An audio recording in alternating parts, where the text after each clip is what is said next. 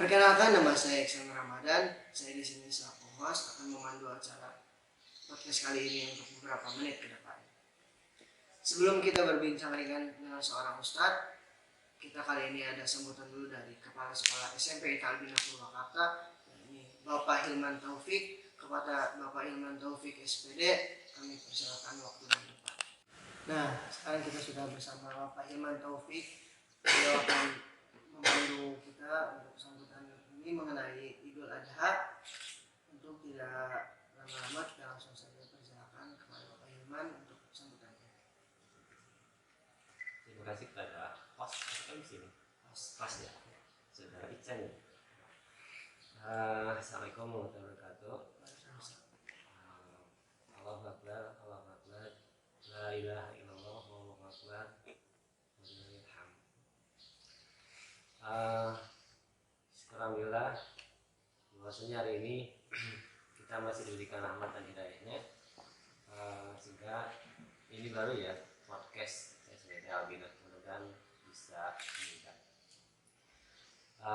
Salawat serta salam kita panjatkan kepada Nabi kita Rasul kita Muhammad SAW, kepada keluarganya, sahabatnya, dan kepada kita umatnya yang akan mengikuti beliau sampai akhir zaman. Bagaimana anak-anak kabarnya? Alhamdulillah, Hasan.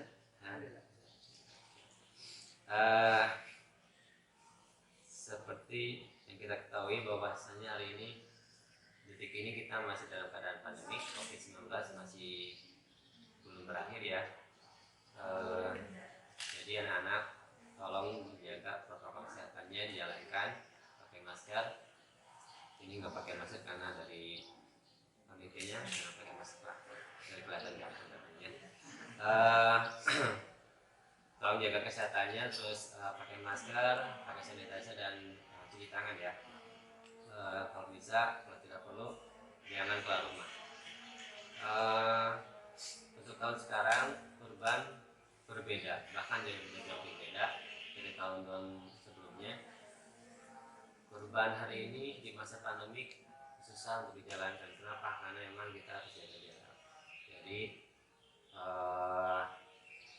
memang anak-anak SMP juga, alhamdulillah ya, mungkin ada beberapa yang melaksanakan kurban, tapi khusus untuk SMP tidak akan mengadakan kurban dengan siswa dan guru-guru atau misalkan dengan orang tua ya, karena memang protokolnya seperti itu. Baik anak-anak, walaupun kita menghadapi masalah pandemik ya, yang memang belum berakhir, itu bagi umat Islam sebagai ujian. Karena ini memang ujian dari Allah Subhanahu wa Ta'ala bagi umat Islam, baik di Indonesia maupun seluruh dunia. Ada beberapa hal memang yang menjadi ujian supaya kita menjadi lebih beriman, lebih bertakwa kepadanya. Ada perbedaan untuk yang musibah ini ya, ada ujian atau misalkan azab. Ujian bagi umat Islam yang beriman dan azab bagi yang tidak beriman dan kurang beriman. Ya, bedanya apa sih? Kurang tahu ya. Ya, kalau ujian itu khusus untuk yang beriman, untuk mendapatkan surga yang lebih baik. Tapi kalau misalkan azab itu bagi umat yang tidak beriman atau kurang beriman. Ya, memang untuk mendapatkan surganya itu harus melalui masalah dan masalah. Bapak kutip dari sebuah cerita dari orang lain ya, mungkin sudah ada yang dengar ceritanya. Ada seorang anak yang setiap harinya atau setiap waktunya mendapatkan masalah. Ketika masalah itu sudah teratasi, datang masalah berikutnya. Nah, si anak lalu keluh kesah kepada orang tuanya, bercerita kepada bapaknya ya, ya Abi, kenapa setiap masalah yang datang dan sudah teratasi itu masalah datang lagi berikutnya. Lalu ayahnya itu tersenyum dan menyuruh anaknya untuk membawa 3 panci yang diisi air, kemudian membawa wortel, telur, dan sesendok teh bubuk. Nah, lalu disuruhnya anak itu untuk memanaskan air tersebut di kompor. Setelah sudah mendidih, anak disuruh untuk memasukkan wortel, telur, dan teh ke dalam masing-masing panci. Nah, ketika sudah matang, si anak disuruh untuk mengeluarkannya. Wortel dikeluarkan ke piring sama dengan telur juga, dan teh ke dalam gelas. Nah, lalu si ayah menyuruh untuk si anak tersebut menyentuhnya. Ketika disentuh, yang pertama adalah wortel. Lalu si ayah bertanya, gimana rasanya wortel tersebut? Gimana bentuknya? Berubah ya Abi, yang tadinya keras dari empuk. Nah itulah dia. Ketika masalah datang, yang dihadapi oleh wortel tersebut, yang tadinya keras wortel, ketika masalah datang, air panas, kita contohkan air panas adalah masalah. Ketika ada masalah, si wortel itu menjadi empuk. Nah kita ketika ada masalah, ketika kita kuat, seperti wortel yang awal itu, ketika ada masalah menjadi kurang kuat atau menjadi terpuruk, menjadi lembek. Lalu yang kedua, disentuhlah telur tersebut, lalu dibuka cangkangnya.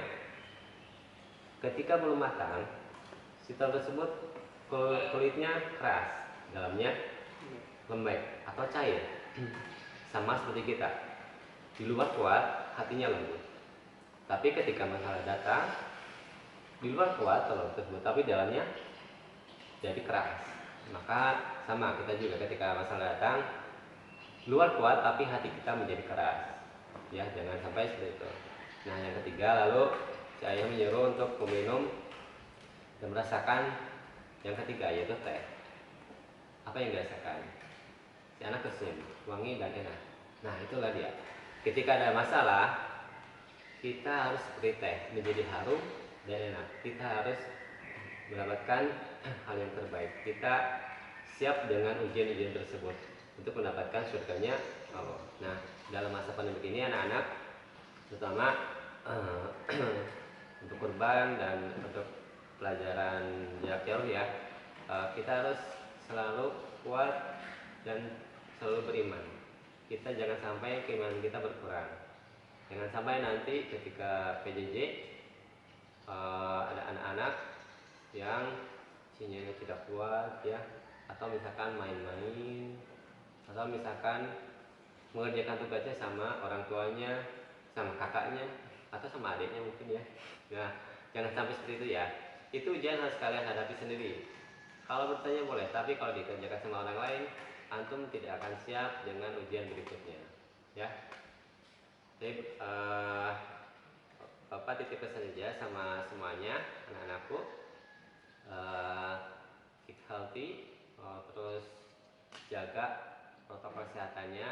Kalau memang tidak diperlukan untuk keluar, jangan dilaksanakan.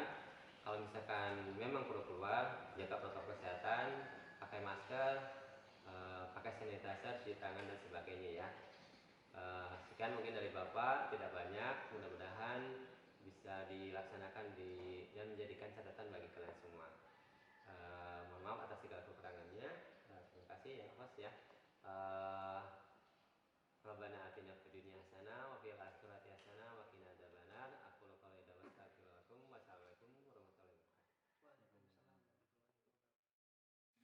Oke, terima kasih kepada teman-teman semua yang telah menyaksikan dan mendengarkan podcast kali ini. Semoga podcast kali ini bisa bermanfaat bagi kita semua. Saya Iksan Ramadan dan Bapak Iman Taufik pamit undur diri. Wassalamualaikum warahmatullahi wabarakatuh. Oke, untuk kali ini kita akan ditemani oleh Ustadz kita, yaitu Ustadz Haryadi. Untuk itu kita persilahkan Ustadz Haryadi untuk bergabung bersama kita. Bismillahirrahmanirrahim. Assalamualaikum warahmatullahi wabarakatuh. Innal hamdalillah nahmaduhu wa nasta'inuhu wa nastaghfiruh wa na'udzu billahi min shururi anfusina wa min sayyiati a'malina. May yahdihillahu fala mudilla lahu wa may yudlil fala hadiya lahu. Asyhadu an la ilaha illallah wahdahu la syarika lahu wa asyhadu anna Muhammadan 'abduhu wa rasuluhu alladzi la nabiyya ba'dahu wa 'ala alihi wa sahbihi wa man tabi'ahum bi ihsan ila yaumil qiyamah. Amma ba'du. Alhamdulillah sahabat-sahabat, para pelajar kaum muslimin wal muslimat dimanapun Anda berada, kita patut bersyukur kehadirat Allah Subhanahu wa Ta'ala atas segala karunia dan kenikmatan. Semoga kita dicatat oleh Allah Subhanahu wa Ta'ala sebagai hambanya yang pandai mensyukuri nikmatnya. Amin ya rabbal alamin. Salawat beserta salam semoga Allah sampaikan kepada baginda alam, senantiasa Allah sampaikan, dan tentu kita pun senantiasa dituntut untuk memperbanyak salawat padanya dengan bacaan Allahumma shalli ala Sayyidina Muhammad wa ala alihi wa sahbihi wasallam. Semoga kita menjadi umat akhir zaman, umatnya Nabi Muhammad SAW yang taat kepada Allah dan Rasulnya hingga azan menjemput kita. Amin ya rabbal alamin. Baik sahabat-sahabat, teman-teman kaum muslimin wal muslimat dimanapun Anda berada, pada hari ini hari yang berbahagia sekali, hari yang berbahagia sekali bagi kita sebagai umat Islam pada umumnya, karena hari ini hari yang diagungkan oleh Allah Subhanahu wa Ta'ala, yakni di bulan Zulhijjah, terlebih pada 10 hari awal bulan Zulhijjah. Baik, untuk mengawali tausiah hari ini, Ustaz akan menyampaikan salah satu ayat Al-Quran, yaitu firman Allah Subhanahu wa Ta'ala di dalam surah At-Taubah ayat 36. A'udzu billahi minasyaitonir rajim. Inna 'iddatash syuhuri 'indallahi 12 syahran fi kitabillah. Inna 'iddatash syuhuri 'indallahi 12 syahran fi kitabillahi yawma khalaqas samawati wal arda minha arba'atun hurum. Dzalika ad-dinul qayyim fala tazlimu fihinna anfusakum wa qatilul musyrikina kaffatan kama yuqatilunakum kaffah wa'lamu annallaha ma'al muttaqin. Yang artinya sesungguhnya bilangan bulan pada sisi Allah adalah 12 bulan. Dalam ketetapan Allah di waktu Dia menciptakan langit dan bumi, di antaranya 4 bulan yang haram. Itulah ketetapan agama yang lurus, maka janganlah kamu menganiaya diri kamu dalam bulan yang 4 itu. Dan perangilah kaum musyrikin itu semuanya sebagaimana mereka pun memerangi kamu semuanya. Dan ketahuilah bahwasanya Allah beserta orang-orang yang bertakwa. Sahabat-sahabat kaum muslimin wal muslimat yang berbahagia, alhamdulillah dengan tadi yang disampaikan salah satu ayat Al-Quran, bahwasanya Allah Subhanahu wa Ta'ala memberikan atau ada bahasanya apa ya? Allah menyebutkan ada di dalam ayat Al-Quran tersebut ada 4 bulan yang Allah haramkan. Maksudnya apa? Nah, kita semuanya pasti sudah mengetahui bulan-bulan haram itu diantaranya adalah 3 bulan yang berurutan, yaitu Zulqa'dah, Zulhijjah, dan Muharram. Kemudian ditambah bulan yang terpisah yaitu Rajab. Dan pada hari ini kita berada di bulan haram, yakni bulan Zulhijjah, di mana di bulan Zulhijjah itu ada banyak syiar-syiar Allah yang hanya diagungkan. Ada banyak syiar-syiar Allah yang harus diagungkan. Siapa yang tidak mengagungkannya dinyatakan Allah Subhanahu wa Ta'ala sebagai orang yang tidak bertakwa. Selepas Ramadan kemarin yang menghasilkan takwa, maka bulan Zulhijjah kembali menuntut setiap muslim untuk membuktikan ketakwaannya. Maka dari itu setiap muslim harus sudah mempersiapkan diri dari sejak dini untuk mengagungkan syiar-syiar Allah tersebut. Nah, di antara mengagungkan syiar-syiar Allah Subhanahu wa taala, maka di 10 hari awal bulan Dzulhijjah ini mari kita optimalisasikan amal kita kepada Allah Subhanahu wa taala dengan memperbanyak amal soleh. Apa saja amal-amal soleh yang Rasulullah SAW contohkan selama di 10 pertama hari bulan Dzulhijjah ini. Setidaknya ada 4 poin yang harus kita perhatikan dan mudah-mudahan kita bisa mengamalkannya 4 poin tersebut sebagai amalan kita dalam rangka mendekatkan diri kepada Allah Subhanahu wa taala selain daripada ibadah haji. Gitu ya. Yang telah menyampaikan tausiahnya, semoga bisa bermanfaat bagi kita semua dan bisa kita amalkan. Amin. Oke, kita lanjut untuk sesi selanjutnya yaitu Q&A, question and answer. Dari banyak pertanyaan yang kalian sampaikan di akun SMP Talbiyah Purwakarta, hanya ada 4 yang kita ambil. Untuk yang pertama yaitu dari MN Madinata atau Nadia dari kelas 9. Bolehkah daging kurban itu diberikan dalam bentuk sudah dimasak?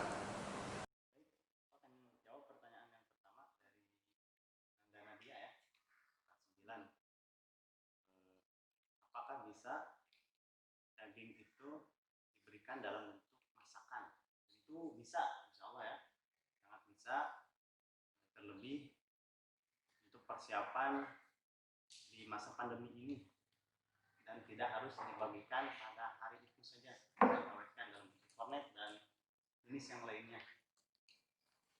Terutama bagi orang-orang yang lemah dalam ekonomi pada hari ini, terlebih di masa pandemi saat ini begitu.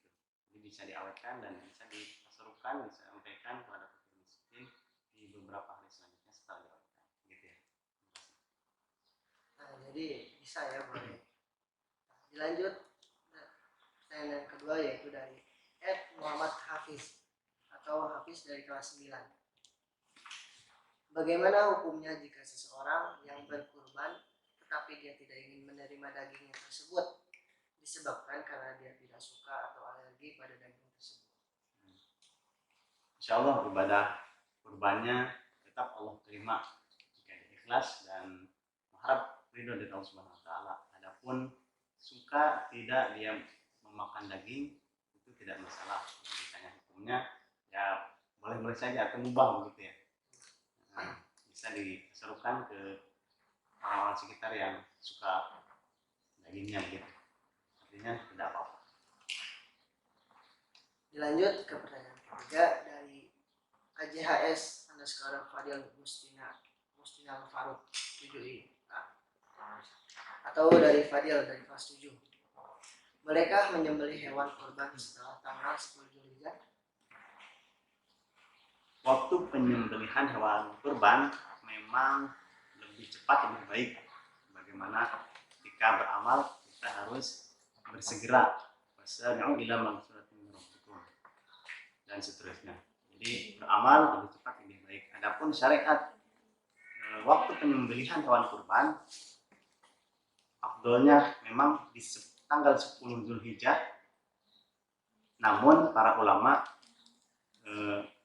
menyepakati akhir dari penyembelihan hewan kurban itu sampai hari ketiga tasyrik, artinya setelah 10 Dzulhijjah, yaitu di hari-hari tasyrik. Boleh juga 11, tanggal 11, 12 sampai tanggal 13 Dzulhijjah. Gitu ya. Dan untuk pertanyaan terakhir yaitu dari Azka Zahirah, yaitu Azka dari kelas 8. Anjuran apa yang harus dipakai saat pandemi seperti saat ini? Bagaimana anjuran ketika sholat Idul Adha dan saat berkurban? Baik, anjuran terkait anjuran, insya Allah para pemimpin kita dalam hal ini Majelis Ulama Indonesia sudah menyebarkan informasi terkait anjuran ketika kita beribadah Idul atau sholat Idul Adha ataupun ibadah penyembelihan hewan kurban. Artinya secara umumnya ketika di daerah tersebut termasuk zona hijau atau belum ada negatif yang COVID, maka silakan bisa dilaksanakan sholat id ataupun penyembelihan hewan kurban. Namun tentu dengan protokol kesehatan yang sudah berlaku.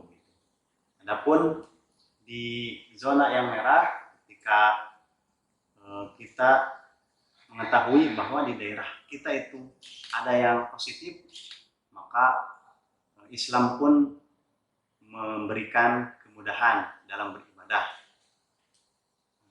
Kalau zona merahnya parah banget begitu ya, insya Allah ibadah saat id kita ataupun penyembelihan hewan kurban itu diatur sedemikian rupa sehingga tidak banyak mengundang orang berkumpul dalam jumlah yang banyak begitu. Mari kita baca nanti edaran-edaran yang disampaikan oleh MUI gitu ya. Oke, sebelum kita tutup, mungkin ada pesan-pesan yang akan disampaikan oleh Ustaz Haryadi. Untuk Ustaz Haryadi, silakan. Baik, Allah Subhanahu Wa Taala berfirman dalam surah Al-Insyirah ayat ke-7, A'udzubillahi minasyaitonirrajim. Fa idza faragta fansab. Jika kita sudah melakukan suatu pekerjaan, maka lakukanlah pekerjaan yang lain. Artinya bagi kita, jika kita sudah melakukan suatu amal soleh, maka setelah melakukan amal soleh, mari kita lanjutkan lakukan amal soleh berikutnya.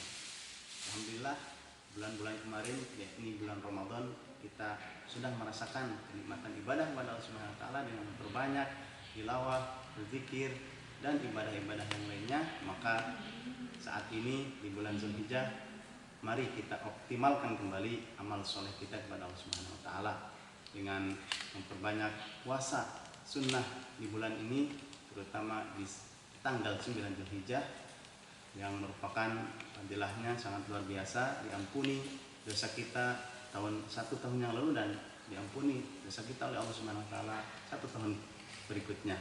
Dan tentunya optimalisasi dalam beribadah kurban. Mudah-mudahan tidak hari ini kita bisa berkurban, mudah-mudahan tahun depan kita diberikan kelapangan rezeki oleh Allah Subhanahu Wa Taala untuk melakukan atau untuk berkurban insyaallah. Amin ya rabbal alamin. Aqulu qouli hadza astaghfirullah li wa lakum. Assalamualaikum warahmatullahi wabarakatuh.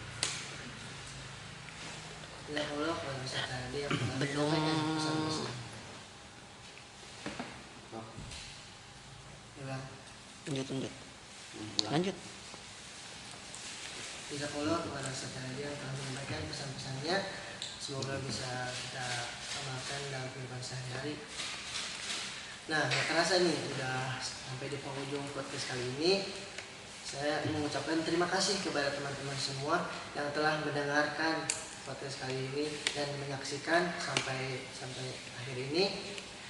Dan saya juga tidak lupa untuk berterima kasih kepada teman-teman yang telah memberikan pertanyaan-pertanyaannya di IG SMP Talbih Purwakarta. Dan jangan lupa sebelum kita tutup, dan jangan lupa like, comment, dan subscribe. Dan jangan lupa juga nyalakan notification. Saya dan Ustaz Haryadi pamit undur diri. Wassalamualaikum warahmatullahi wabarakatuh.